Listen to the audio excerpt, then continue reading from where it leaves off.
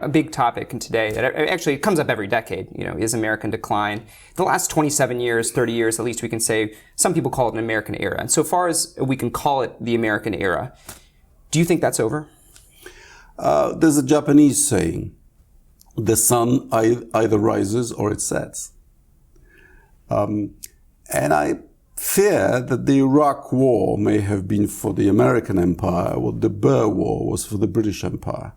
In other words, a conflict which you win, but for which you pay such a price in treasure, in political capital.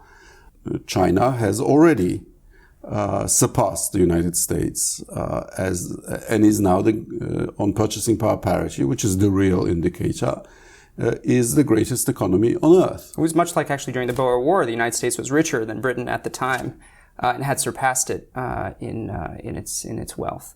What next? Do you think we will enter a new century with one country on top, or do you see it as a multipolar world? How do you see the next several decades? Mr. Xi Jinping wants to make China great again. China was a great power for most of its existence, and of course has a different model of relationships with neighbors and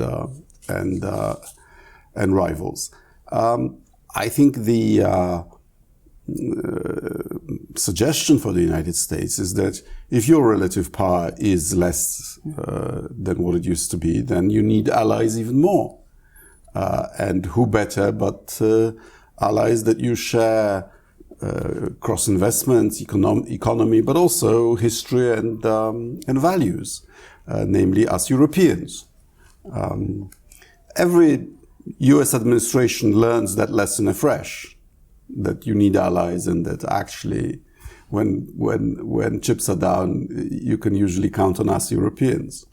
In Europe, we say, with other regions of the world, you have affairs. To us, you're married.